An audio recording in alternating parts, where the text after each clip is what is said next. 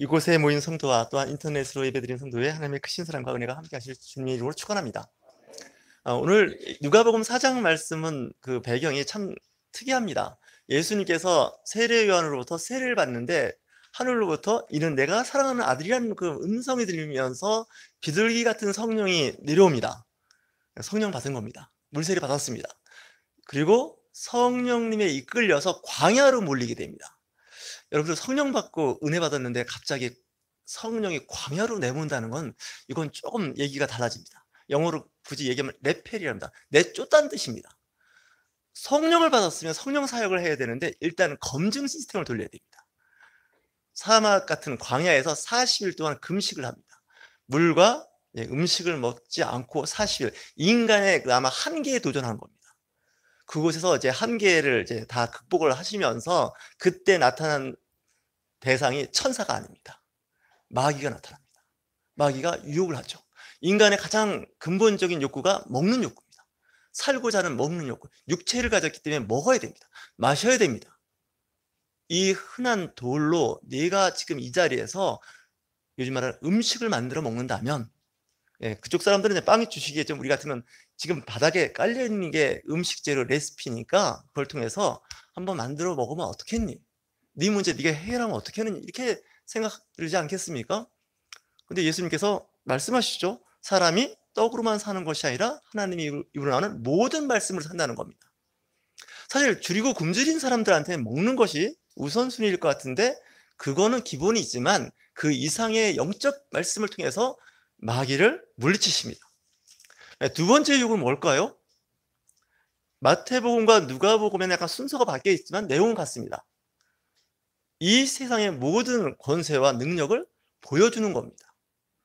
이 세상은 다 내 것인데 내게 한 번만, 두 번 아니다, 한 번만 절하면 이 천하를 다 너한테 줄 것이다 라고 이야기를 하는 겁니다. 마귀가 소위 말하는 딜을 하는 거죠. 거래를 하는 거죠. 왜냐하면 이 지상 권세는 내가 가진 거나 마찬가지다 생각하는 겁니다. 근데 착각입니다. 하나님의 나라입니다. 근데 마귀는 살짝 이걸 내 나라라고 얘기하죠. 그러니까 네가 원하는 권력을 원하느냐, 명예를 원하느냐, 돈을 원하느냐 라고 타협하자는 거죠. 정말 달콤하지 않겠습니까? 세상 권력을 내가 가지면 목회 잘할 것 같습니다. 세상의 권력을 갖고 있으면 하나님 나라가 거룩하게 세워지는데 문제가 없을 것 같습니다. 많은 그리스도인들이 그 유혹에 넘어갑니다. 그 딜이 괜찮거든요. 인간의 가장 생리적인 욕구과 어떤 그 명예에 대한 권력에 대한 욕구를 유혹을 하는 겁니다. 근데 예수님은 관심이 없습니다. 세 번째입니다. 이 세 번째는 정말 저 같은 목회자들이 견디기 어려운 유혹입니다. 거룩한 성으로, 거룩한 성전으로 데려가는 거죠. 이곳에서 뛰어내리는 거 아닐까요? 여러분, 그 높은 자리, 이렇게 지금 방송하고 있는 데서 할 수 없지만 최고 자리입니다.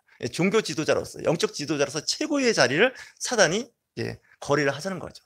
네가 나한테 순종한다면 내가 네 교단에서 최고의 자리에 올려놓겠다. 이겁니다. 이거 괜찮은 겁니다. 이 세 번째가 만만하지 않습니다. 앞에 두 번은 대략 세속적인 권세, 권력이라고 하지만 이 세 번째는 영적인 유혹입니다. 근데 예수님께서 그거를 물리친다는 거죠. 마귀가 떠났는데 이 문제는 뭐냐? 아주 떠난 게 아닙니다. 잠시 떠났다고 성경을 기록하고 있습니다. 언젠가 다시 돌아온다는 거죠. 이 사단은요, 여러분을 상할 속에서 떠났지만 언젠가 신방할 때가 있을 겁니다. 잘 조심하십시오. 마귀는 그냥 한 번에 포기하고 넘어가지 않습니다. 내가 성령 충만하고 은혜 받았으니 내가 교회 직분자로 세워졌으니 안 그렇습니다. 자세히 보십시오. 사단에게 틈을 보일 때가 있습니다. 사단은 그 틈을 타고 들어오는데 탐욕과 유혹과 어떤 세상의 명예를 추구하시면 그 틈을 타고 들어오면서 필요한 것을 채워준다는 거죠. 예수님께서 이렇게 사단을 물리치시고 이제 사역을 시작하는데 누가복음에 나오는 말씀의 시작은 이제 병든 자에 대한 이야기입니다. 오늘 말씀입니다. 예수님께서 회당에 들어가서 말씀을 전하시는데 고향에 들어가게 됐습니다. 예수님이 태어나신 곳은 베들레헴이지만 성장한 곳은 나사렛입니다. 여기까지는 여러분 다 일반적으로 아시는데 예수님께서 한 번 이사 가셨습니다. 이사 간 지역이 어딘지 아시나요? 가버나움입니다. 가버나움으로 이사를 가셨습니다. 어쨌든 자란 나사렛에 가서 안식일에 늘 하시던 대로 회당, 요즘은 교회겠죠? 성경을 읽으려고 서셨는데 특별히 이사야 성경을 피셨습니다. 이사야 61장이라는 그 말씀, 한번 61장을 잘 묵상해 보면 예수님께서 이사야 61장 오늘 말씀, 이 말씀을 그대로 인용을 하십니다. 주의 성령이 내게 임하셨으니 이는 가난한 자에게 복음을 전하게 하려 하시려고 내게 기름을 부으시고 라고 말씀하셨습니다. 기름을 부었다는 것은 가난한 자에게 복음이 전파된다는 겁니다. 그리고 그 다음에 나를 보내사 포로된 자에게 자유를, 눈먼 자에게 다시 보게 함을 전파하며 눌린 자를 자유롭게 하며 라고 말씀을 계속 이어나가는 부분입니다. 여러분들 자유를 원하시나요? 참 자유가 있으신가요? 저는 사실 자유를 못 느끼고 사는 사람 중에 하나입니다. 자유를 누린다고 하는데 자유가 있나라는 생각이 들 때가 많습니다. 주 예수 그리스도 안에 자유인데 주 예수 그리스도의 밖에 자유가 또 있습니다. 이 두 가지 자유가 같이 일치하면 좋은데 그렇지 못할 때가 많이 있다는 거 아니겠습니까? 포로는 자유가 없습니다. 포로는 시키는 대로 하는 거죠. 이스라엘 사람들은 포로 생활을 해본 적이 있습니다. 아마 예수님 당시에 가장 가까이 포로 생활을 했다면 바벨론 포로 생활이었을 겁니다. 약 70년의 바벨론 포로 생활, 그때 이스라엘 사람들의 생각, 유대인들의 생각이 바뀝니다. 왜 바뀌냐면 포로에겐 자유가 없습니다. 다시 얘기해서 주일 예배를 못 드립니다. 그리고 이제 각종 기도회를 할 수가 없습니다. 포로는 그 주어지는 환경이 그렇지 못한다는 것이죠. 지금도 포로와 같이 우리가 예배를 드리지 못한 그런 시기를 보냈는지도 모릅니다. 기도회라든가 각종 예배 모임이 코로나19로 인해서 장기간 예배를 드리지 못하는 그런 교회와 또한 성도들이 있습니다. 마음은 가고 싶지만 아직도 그 어떤 전염병이 두려워서 집회에 참석하지 못하는 그런 성도들이 있다는 거 아니겠습니까? 앞을 못 보는 사람이 앞을 본다는 것은 영적으로 해석도 가능하고 육적으로도 해석이 가능합니다. 근데 여러분들은 다 앞을 보십니다. 저도 봅니다. 근데 영적인 눈이 뜨여져 있는지는 보셔야 됩니다. 영안이 밝아졌는지 보셔야 됩니다. 이 영적 세계를 못 보시면 맹인이나 마찬가지입니다. 예수님은 영적인 눈이 띄어지지 않은 그 당시 바리새인과 제사장을 맹인이라고 이야기하는 겁니다. 근데 예수님은 좀 디스할 때 좀 세게 디스하십니다. 맹인이 맹인을 인도한다고 하지 않습니까? 근데 그러면 그 맹인을 어떻게 하든지 눈을 뜨게 해서, 영적인 눈을 뜨게 해서 신앙생활 잘하게 하라고 하는 것이 아니라 그냥 내버려 두라는 겁니다. 맹인이 맹인 인도하는데 그냥 두라는 겁니다.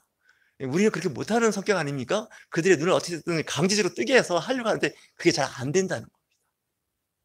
제가 가끔 하는 말이 있습니다. 성령 하나님께서도 안 하신 일, 일개 목사가 하려고 하지 말라고. 그냥 내버려 두라고. 우리가 할 수 있는 일들이 있습니다. 전에는 그런 얘기가 있었습니다. 제가 성장할 때 안 되면 되게 하라. 뭐 이렇게 해가면서 군사 문화에서 그렇게 배웠는데 저는 요즘에 바꿨습니다. 안 되면 되는 거 하라. 예, 되는 거 골라서 하십시오. 괜히 안 되는 거 붙잡고 그 시간을 버리지 마시고, 예, 공부하는 학생들 보면 공부 잘하는 학생들의 특징이 뭔지 아십니까? 쉬운 문제 풀고 어려운 문제는 풀면 풀고 못 풀면 그냥 포기하는 겁니다. 근데 처음부터 어려운 문제 푼다고 그거 붙잡고 있다가 시간 다 보내고 점수 안 나옵니다. 신앙생활 할 때요, 괜히 영적인 문제, 어려운 문제 푼다고 가서 뭔가 이상한 소리 듣고 이단을 빠지지 마시고, 그냥 복음은 쉬운 겁니다. 예, 우리 옆에 계신 분들 건면할까요? 복음은 쉬운 겁니다. 예, 예, 복음은 단순하고 쉬운 건데 이 어렵게 만드는 사람들이 몇 있습니다. 신학교 교수님들하고 저 같은 목사들이 이 복음을 아주 복잡하게 만듭니다. 예, 거의 가능성도 없는 이상한 얘기 해가면서 자꾸 얘기하는데 머리 아픕니다. 쉽습니다. 예, 하나님을 사랑하고 이웃을 내 몸과 같이 사랑하는 겁니다. 예, 그게 다 율법 안에 들어왔다는 겁니다.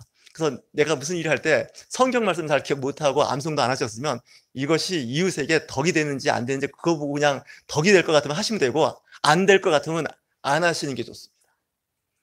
예, 성경은 신앙인들은 가끔 보면 많이 아는 사람들이 문제입니다. 단순 무식한 사람이 오히려 좋을 때가 있습니다. 고린도 교회 사도 바울이 쓴 편지를 읽어보면 이런 말이 있습니다.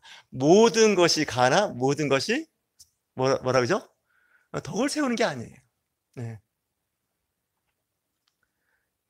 성경에 다 있습니다. 아주 촘촘한 그물망처럼 빠져나가지 못할 만큼 성경은 다 이야기하고 있지만 그래도 그 성경 말씀에서 핵심적으로 하고자 하는 말씀은 사랑하는 거 아닐까요? 예, 보이지 않는 하나님 사랑한다 하지 마시고요. 내 가족, 내 이웃 사랑하는 게 더 잘하는 겁니다. 예, 하나님을 사랑하고 공의와 정의를 세운 사람들 때문에 교회가 시끄럽습니다. 하나님은 이런 니네들끼리 잘 사랑하고 잘 살으라고. 예, 그게 하나님의 은혜고 하나님의 뜻이라고. 예. 사도 바울도 그랬고 베드로도 그렇고 나중에 이렇게 보면 이런 생각을 할 때가 있습니다. 예수님이 이제 부활하고 이제 승천하실 때 사도행전 1장에 나오는 말씀인데 제자들은 늘 이런 생각을 했던 것 같습니다. 우리 이 나라에 하나님의 나라가 언제 임하시죠? 이런 걸 자꾸 질문하는 거죠. 우리 유대는 언제 독립하는 겁니까? 저 로마로부터 독립을 언제 하죠? 이러는 거죠.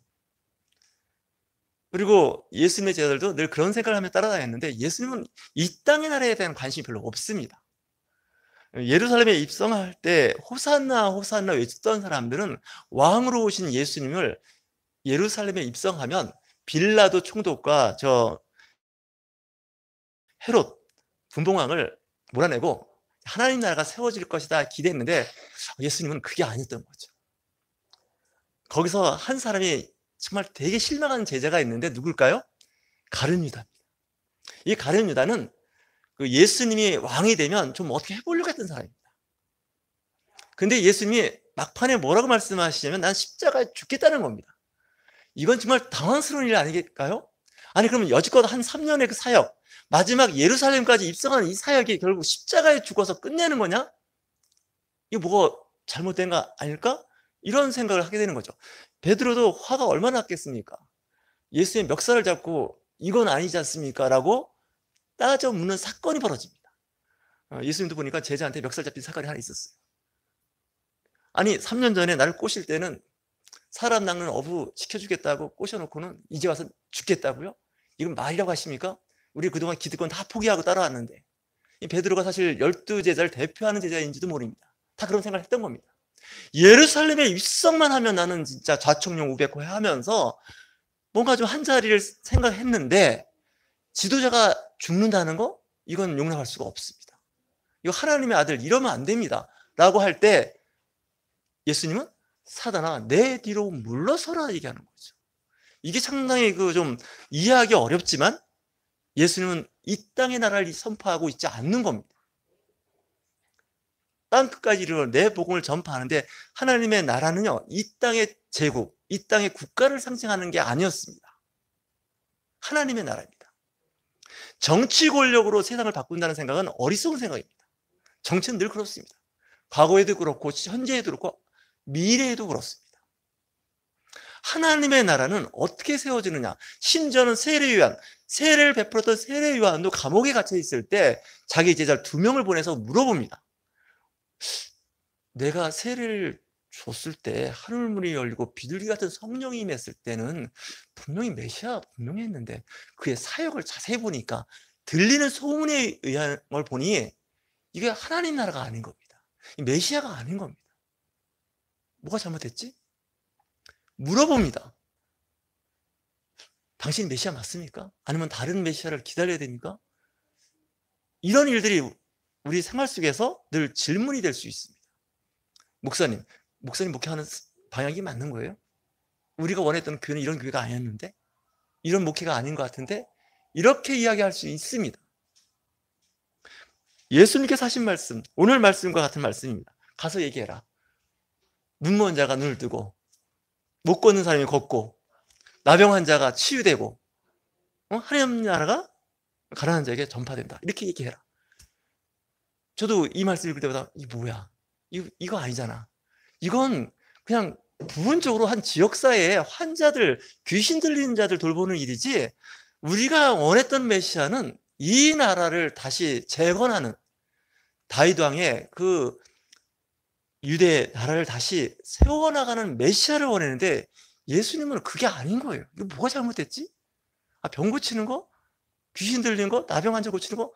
이거 그냥 의사들한테 맡기세요. 이건 왜 그런 사람들한테 맡길 걸 예수님이 그걸 하고 계시죠?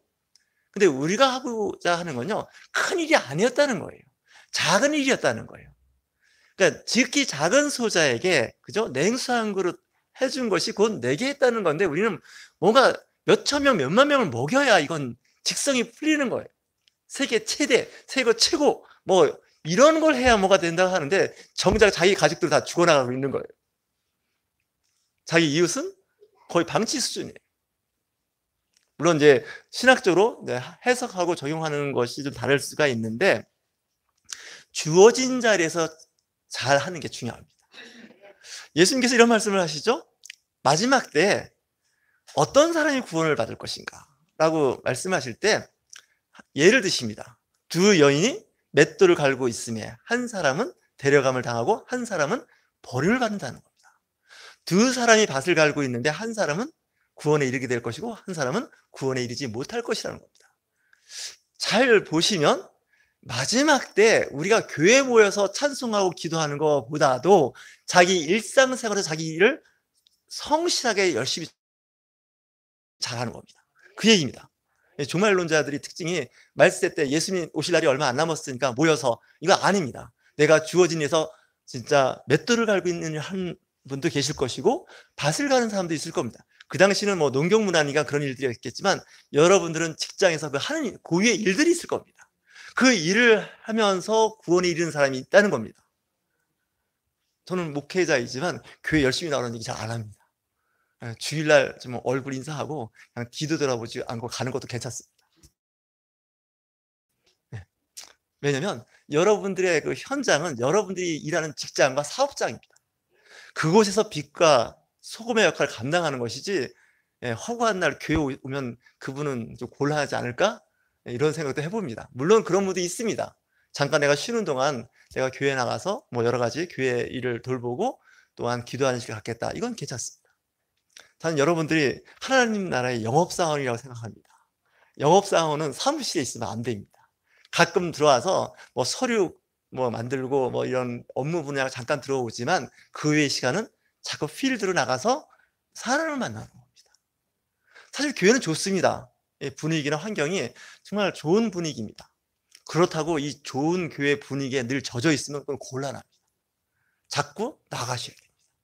제가 그랬지 않습니까? 동창회도 나가시고 친구들 모임에도 나가시고 자꾸 나가는 겁니다. 나가서 여러분들 굳이 예수 그리스도 전하지 않으셔도 여러분들 등 뒤에는 이미 예수 그리스도에는 그 라벨이 붙어 있습니다. 거기 가서 예수 얘기해서 분위기 썰렁하게 만들지 마시고 괜히 예수 얘기해봐야 본전도 못 건집니다. 요즘은 여러분들의 삶과 그 태도 가운데 그 예수 그리스도의 그 영적 힘이 나오는 거죠. 예수님의 상당한 사역은 그 병 고치는 사역이었다 그러죠. 귀신을 내어 쫓고요. 예수님이 그 큰 사역을 하실 수 있었던 것은 기사와 표적이 있어서 가능했습니다. 하나님 나라는 말씀 갖고는 좀 한계가 있다는 생각이 들 때가 있습니다. 그걸 우리 능력 사역이라고 그러죠. 말씀이 선포되는 곳에는 기사와 표적이 일어나야 됩니다.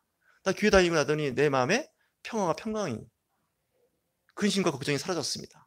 굉장히 좋은 간증인데 이런 간증은 끼어들지 못합니다. 이거 수준이 낮은 거예요. 이건 기본이고 병이 치유됐다 그래야 뭐가 얘기가 통하는데 뭐 귀신이 떠나가고 뭐 회사가 잘 되고 이것도 기사 표적입니다. 근데 교회 갔더니 없던 병이 생겼다 그러고 없던 화병이 생겼다 그러고 이거 뭐가 잘못된 공동체입니다. 저는 그렇게 봅니다. 저도 목회를 잘못했는지 이제 화병이 자꾸 생기려고 그러는데 정말입니다. 교회 오시면 평안이 있으셔야 됩니다. 저는 그렇게 생각합니다. 교회가 이제 세상을 걱정해야 되는데 이제 세상이 교회를 걱정하는 시대가 됐습니다. 이것도 잘못된 구조입니다. 교회는 세상의 빛과 소금이 되는 중요한 기지로서의 기능을 해야 교회다움입니다. 여러분들 각자가 교회입니다. 교회가 모인 하나의 신앙 공동체 하나의 큰 교회인데 여러분들이 교회로서의 기능을 못하시면 교회는 병듭니다.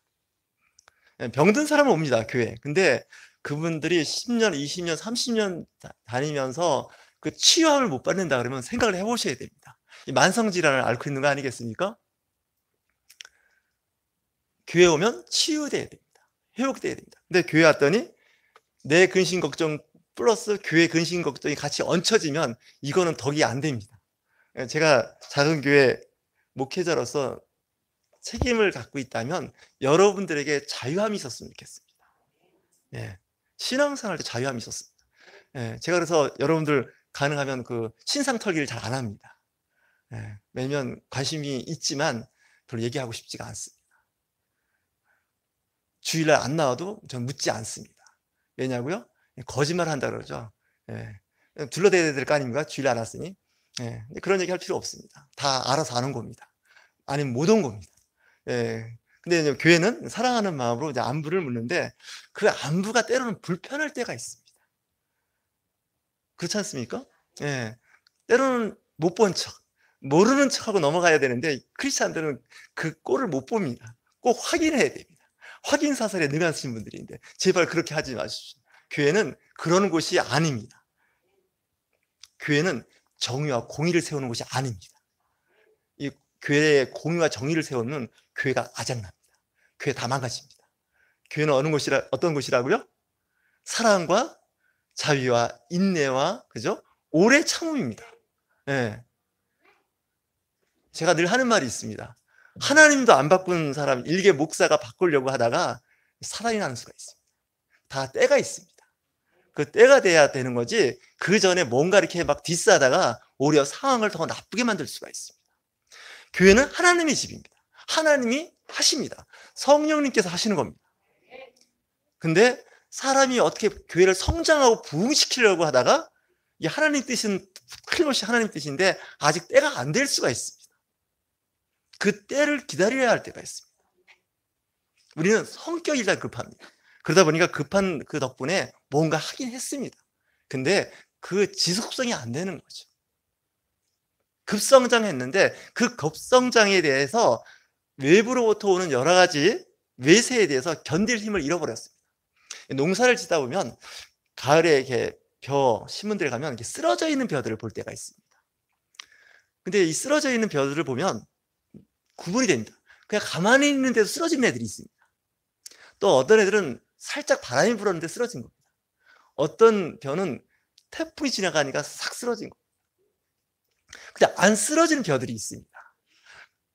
제가 그쪽을 공부해봐서 알겠는데 이 쓰러지는 벼들의 특징이 뭔지 아십니까? 웃자라는 애들입니다. 그냥 막 잘 자라는 거죠. 물, 비로 막 하는 애들은 쓰러집니다. 근데 좀 스트레스 받으면서 아주 가뭄 상태 힘들게 자라는 애들은 잘 안 쓰러집니다.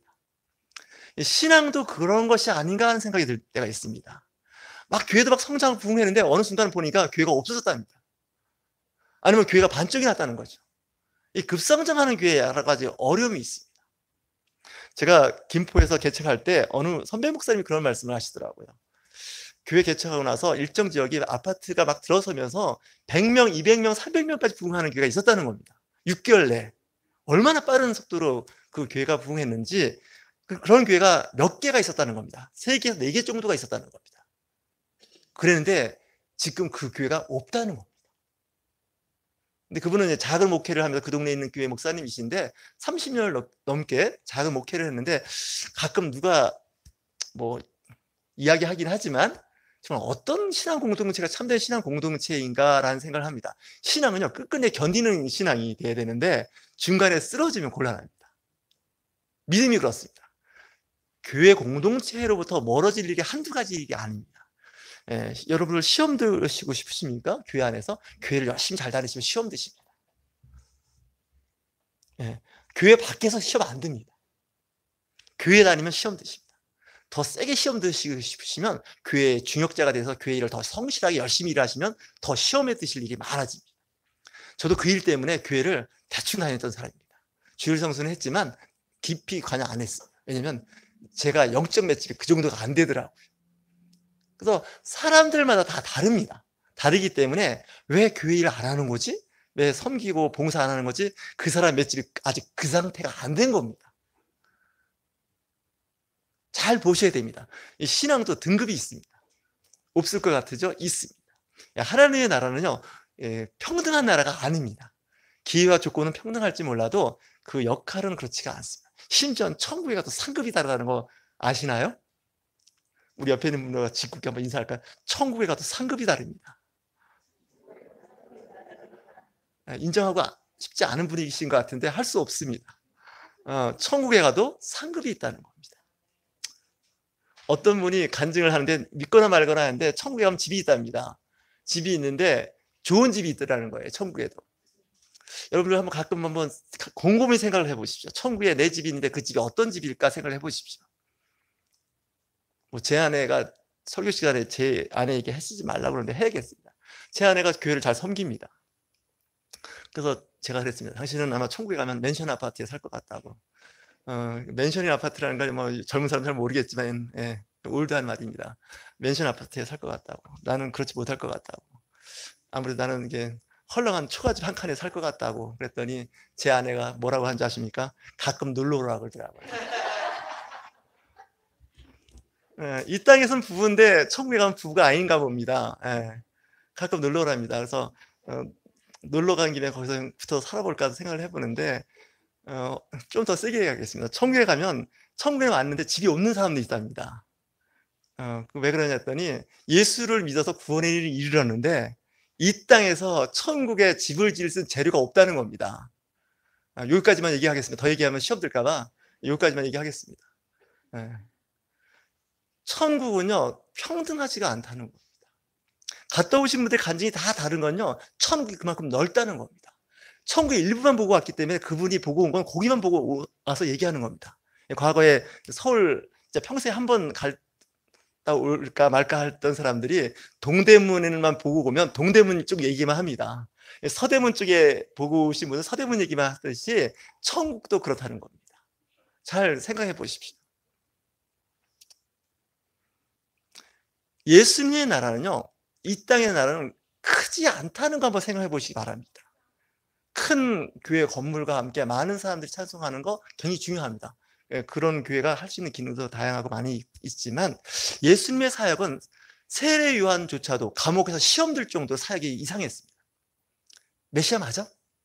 아니 보니까 가난한 동네에 가갖고 가난한 사람들 만나서 가난한 사람들 뭐 이렇게 병 치유하고 있으니 지금 얼마 3년 정도밖에 사역 안 하실 분인데 저러다가 어떡하려고. 지금 이 나라가 지금 독립을 해야 되고 저 헤롯왕과 빌라도 총독 같은 저런 총독을 몰아내고 빨리 그 유대의 그 독립을 추구해야 되는데 이거 하시는 일이 너무 하찮아 보이잖아. 제자들도 그런 생각했고 세례 요한도 그런 생각을 했습니다. 근데 예수님은 관심 없습니다. 내가 하는 사역 여기까지입니다. 그리고 제자들한테 위임하는 겁니다. 내 사역을 그대로 너희들이 하라는 거죠. 제가 말씀드리고 싶은 건 좀 능력 좀 받았으면 좋겠습니다. 예, 한국의 크리스찬들이 능력을 받아요. 능력 받는 게 다들 말씀 능력만 받아갖고 말만 많이 하는데 지겹습니다. 오늘 말씀 가난한 자에게 복음을, 포로된 자에게 자유를, 눈먼 자에게 어떻습니까? 눈을 뜨게 하고요. 눌린 자에게 자유함, 병든 자에게 치유함입니다. 이 얘기만 하고 마치겠습니다. 요즘 한국 교회가 기도원이 할 일이 별로 없습니다. 병든 자는 다 대학병원에 다 고칩니다. 예, 뭐 안수 기도해달 필요가 없습니다. 병원에 다 합니다. 예, 돈이 필요하면 제1 금융권이 안 되면 제3 금융권에서 돈 빌려줍니다. 뭐 특별히 교회가 기도원이 해줄 게 없습니다. 옛날에는 돌아가시면 교회에서도 장례까지 했는데 요즘은 장례식장이 워낙 잘 돼 있어갖고 거의 뭐 목회자조차도 할 일이 별로 없습니다. 결혼식장 가면 요즘엔 둘이 들어가서 둘이 끝내고 맙니다. 뭐 목사 줄에 교회 중직자들도 부탁 안 합니다. 요즘. 그래서 느느니 목사만 늘고 교회만 늘고 목사들은 할 일은 점점 없어지는 것 같습니다. 이 뭐가 잘못됐느냐? 목회자와 기도원의 원장님의 능력이 안 나타나고 있다는 문제입니다. 사실은. 능력이 안 나타나니 안 가는 겁니다. 부탁 안 하는 겁니다. 제가 그래서 일주일에 한 번씩 기도원 가는 이유가 있습니다. 능력 좀 달라. 동업자 좀 능력 좀 달라. 이게 안 되면요, 안 됩니다. 말씀은 유튜브에 넘쳐납니다. 저도 유튜브 하지만 조회수가 안 올라갑니다. 왜 안 올라갈까요? 말씀에 능력이 없어 안 올라갑니다. 사실 제가 보기엔. 능력이 있어요. 성령에 충만한 사람은요, 그 능력이 나타나게 있습니다. 그렇지 않습니까? 맹수맹숭하지 않습니다. 성령에 충만한 사람들은요, 외적 능력과 내적 능력이 동시에 나타나야 됩니다. 열매가 맺혀야 됩니다. 근데 열매가 없습니다. 맺힌 것보다 다 썩었고 상품 가치는 없습니다. 다 버려야 됩니다. 잘 아시는 것 같이 성령의 열매 있습니다. 근데 열매가 없습니다. 한국 교회가. 이게 심각한 문제라는 거죠. 교회도 마찬가지입니다. 그러다 보니 교회가 빛을 발할 수가 없는 거죠. 오히려 거리에 밟혀지고 있다는 거죠. 이렇게 된 데는 저 같은 목회자한테 큰 책임이 있습니다. 심각한 문제입니다. 하나님 나라는 오히려 작습니다. 권력과 싸우지 않습니다. 권력을 따라가려고 하지도 않습니다. 내 주변에 가난한 자, 병든 자, 지극히 작은 소자에게 냉수 한 그릇 떠주는 사람이 필요한데 그건 다 안 하려고 합니다. 뭔가 큰 일을 하려고 합니다. 근데 잘 될 리가 없다는 겁니다. 오늘 말씀 예수님께서 이사야 61장을 피신 이유가 있습니다. 거창하지 않다는 거죠. 오히려 작은 겁니다. 그 작은 가운데 교회가 성장하고 부흥하는 또 오고 싶은 교회가 되시길 주님으로 축원합니다.